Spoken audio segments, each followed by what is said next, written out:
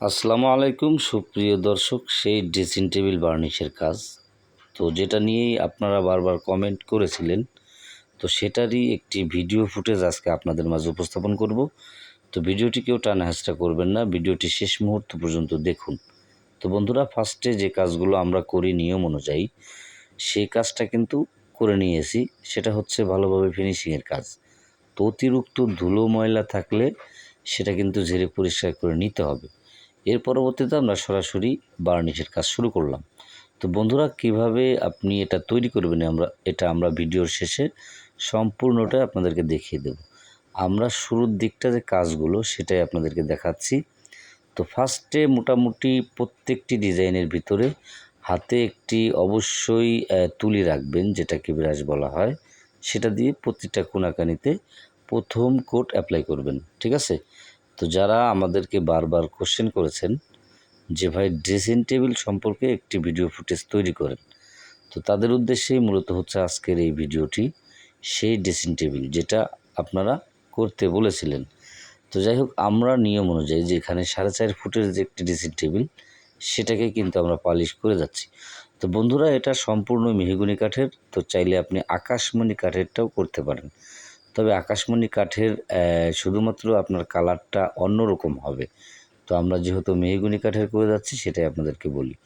তো বন্ধুরা, ফার্স্টে এই মার্কিন কাপড়টি আপনি প্লেন জায়গাগুলো যেখানটা, সেই জায়গাতে আপনি কিন্তু শুকনো করে প্রথম কোট অ্যাপ্লাই করবেন এবং ডিজাইনের ভিতরে 100% আপনাকে তুলি অ্যাপ্লাই করতে হবে, ঠিক আছে? এই যে দেখুন, আমরা কিন্তু প্রত্যেকটি প্লেন জায়গা এবং প্রত্যেকটি যে জায়গাগুলো আমাদের ফিনিশিং করা হাতে, হ্যাঁ, সেই জায়গাগুলোতে কিন্তু আমরা শুকনো করে টান দিচ্ছি, যাতে করে প্রথম কোটটি ভালোভাবে কামড়ে ধরে। তো দর্শক, মূলত হচ্ছে আপনার কাঠের জন্য কিন্তু পারফেক্ট বার্নিশ, তবে আপনাকে ভালো বার্নিশ চিনে কিনতে হবে এবং প্রত্যেকটি কাজেরই গোমর থাকে এবং এই গোমর অনুযায়ী যদি আপনি করতে পারেন, তাহলে আপনি চাইলে নিজের কাজ নিজে করতে পারেন। তো যারা আমাদেরকে বারবার আর কি কমেন্ট করেন এবং আমাদের হোয়াটসঅ্যাপ নাম্বার এবং আপনি আমাদের মেসেঞ্জার নাম্বারে যারা আমাদেরকে বারবার সহযোগিতার জন্য আমাদেরকে নক করেন, তো তাদেরকে আমি বলবো আপনারা ফুটেজগুলো ভালো করে লক্ষ্য করবেন, ঠিক আছে? এর পরবর্তীতে আপনারা আমাদেরকে ভালো ভালো মানে কোশ্চেনগুলো করবেন। আপনি ভুলভাল কোশ্চেন করলে কিন্তু সেগুলো আমি হয়তো আপনাদেরকে ফিনিশিং দিতে পারবো না। তবে আপনাদের কোশ্চেন হতে হবে অ্যাকুরেট। ভুলভাল কোনো কোশ্চেন করা যাবে না। আগে আপনি ফুটেজগুলো ভালোভাবে লক্ষ্য করবেন। আমরা কিভাবে কি করি সেগুলো ভালোভাবে দেখবেন, টানা হেঁচড়া না করে। তার পরবর্তীতে গিয়ে আপনি আমাদেরকে কোশ্চেন করবেন, ঠিক আছে? তো আমরা প্রতিটা কাজই কিন্তু দক্ষভাবে করার চেষ্টা করি এবং যখনই আমরা তুলির কাজগুলো করি না, তখন কিন্তু আমাদের একটা দিক খেয়াল রাখতে হয়। সেটা হচ্ছে যাতে করে বেয়ে না পড়ে। ওই বার্নিশটি যদি শুরুর দিকটা আপনি ভুলভাল কাজ করেন, তাহলে ওটা কিন্তু ফিনিশিং আনা কখনোই সম্ভব না। তো এই জন্য বলবো, আপনারা কাজের সিস্টেম যেটা, সেটা অনুযায়ী করার চেষ্টা করবেন। তো যাই হোক, আমাদের মোটামুটি এটাকে আমরা প্রথম কোট শুকনো করে ব্যবহার করব এবং এটা জমিন করে ফেলব।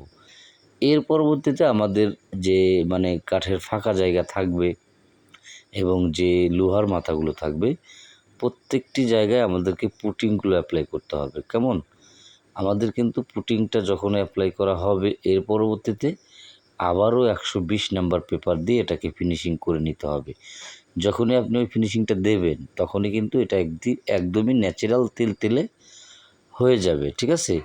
তার পরবর্তীতে আপনি চাইলে শুধু গালা, যেটাকে ছাঁচ বলা হয়, যেটা একটা বয়েমে গলানো হয়, সেটা মাত্র আপনি চাইলে অ্যাকুরেটলি শুকনো করে ব্যবহার করতে পারেন। যদি আপনার কাঠে কোনো জায়গায় পল থেকে থাকে, সেই ক্ষেত্রে আপনি সেই পলটি মিলিয়ে নিতে পারেন। যদি কাঠে কোনো কালো দাগ থাকে, স্পট থাকে, তাহলে সেটাও কিন্তু আপনাকে মিলিয়ে নিতে হবে। আমরা কিন্তু প্রত্যেকটি কাজ আপনাদের মাঝে উপস্থাপন করি এবং দেখিয়ে দিই, যাতে করে আপনারা আপনাদের নিজের কাজ নিজে নিজে করতে পারেন। তো স্ক্রিনের দিকে দেখুন, আমরা কিন্তু আস্তরের শুরুর দিকটাই কিন্তু এটাকে জমিন করে ফেলেছি এবং এটা হয়তোবা দেখলে আপনি বলতে পারেন যে ভাই, এটা তো কালার হয়ে গেছে। তো মূলত হচ্ছে ওইটাই, আমরা এটার পাউডার মিলাই নাই, কারণ এটাকে আমরা জমিন করে ফেলেছি। এর পরবর্তীতে কিন্তু পুটিংগুলো অ্যাপ্লাই করেছি। তো দর্শক, হয়তোবা আপনাদের ওইভাবে দেখাতে পারলাম না। আমাদের যে কাঠে প্রচুর পরিমাণে পল ছিল, যেহেতু এটা একটি রেডিমেড, সেক্ষেত্রে কিন্তু এই কাঠে পল ছিল। আমরা অ্যাকুরেটলি পলগুলো মিলিয়ে দিয়েছি এবং শুকনো করে আমাদের স্ক্রিনের দিকে দেখুন, শুকনো করে, যেটাকে পালিশের কাপড় বলা হয়, সেটা দিয়ে কিন্তু কাজ করে যাচ্ছি। তো আমরা মূলত কিভাবে করি সেগুলো কিন্তু আপনি ভালোভাবে ফলো করবেন এবং এটা যদি আপনি ভালো করে লক্ষ্য করে দেখেন, তাহলে আশা করব যে আপনি আপনার নিজের কাজগুলো করতে পারবেন। তো অনেকেই আছেন যারা ১ থেকে ২ মিনিট দেখে পরবর্তীতে নিজে করতে যান, তাদের কিন্তু ভুল হয়। তো আমি আপনাদেরকে রিকোয়েস্ট করব যে আপনারা প্রতিটি ফুটেজ ভালো করে দেখবেন, কিভাবে আমরা মালগুলো তৈরি করি, কিভাবে আমরা বার্নিশের কাজগুলো করি, সেগুলো দেখলে কিন্তু অবশ্যই 100% আপনি নিজে করতে পারবেন। তবে যদি আপনি আপনার দক্ষ অনুযায়ী কাজ করেন, সেক্ষেত্রে আপনি খুব সহজেই করতে পারবেন। এটা কিন্তু এমন কোনো কঠিন কোনো কাজ নয়। এটা চাইলে আপনিও করতে পারেন। আর বিশেষ করে যারা পুরনো ফার্নিচার নিয়ে আমাদেরকে বারবার প্রশ্ন করেন, তো পুরনোর ক্ষেত্রে হচ্ছে আলাদা, ওটা অন্যভাবে করতে হবে। সেটার জন্য আপনারা চাইলে আমাদের মেসেঞ্জারে নক দিতে পারেন। আমাদের চ্যানেল ডিসক্রিপশনে ফেসবুক লিঙ্ক দেওয়া আছে। তো চাইলে ওখান থেকে আমাদের সঙ্গে সরাসরি যোগাযোগ করতে পারেন। তো যদি আপনার কোনো হেল্পের প্রয়োজন হয়, সেটাও আমরা আপনাদেরকে করব। তো দর্শক, আপনি এখন স্ক্রিনের দিকে দেখুন, এটা কিন্তু পরিপাটি, মানে যেটাকে হালকা হাফ পালিশ থেকে পরিপাটির প্রয়োজন, সেটা কিন্তু আমরা করে ফেলেছি এবং আমরা এটাকে এখন শুকনো করে পালিশ খাওয়াচ্ছি। তো বন্ধুরা, পালিশ হচ্ছে ওইটা যেটাকে আমরা গালা ভিজিয়ে রেখে দিই, সেটাকেই মূলত হচ্ছে পালিশ বলে। তবে ওইটা আপনি লাস্টে খাওয়াবেন। আর যদি গ্লেজের বিষয়টা জিজ্ঞাসা করেন, ওটা কিন্তু সম্পূর্ণই আলাদা। গ্লেজ আর পালিশ এক জিনিস না। গ্লেজটা হচ্ছে আপনার শুধুমাত্র গ্লেজ হবে, আর যদি সাজ পালিশ করেন, সেক্ষেত্রে শুধুমাত্র সাজ দিয়েই পালিশ করতে হবে। চলুন আপনাদেরকে যেটা দেখাতে চেয়েছিলাম, কিভাবে মালটি তৈরি করব। তো দর্শক, একটা বাটিতে আমরা কিন্তু গালা, যে সাজটি ভিজিয়ে রেখেছিলাম, সেটা কিন্তু আমরা পরিমাণ অনুযায়ী ঢেলে দিলাম এবং এটার সঙ্গে আমরা প্রথমে যেটা মিলাবো সেটা হচ্ছে স্পিরিট। তো বন্ধুরা, স্পিরিটটা মিলালে কি হয়, এটা আপনার পরিমাণ অনুযায়ী হবে। এই যে দেখুন, অবশ্যই হাতে একটি মার্কিন কাপড় রাখতে হবে, যেটা দিয়ে আপনার দুইটা একসঙ্গে মিলাতে সুবিধা হবে।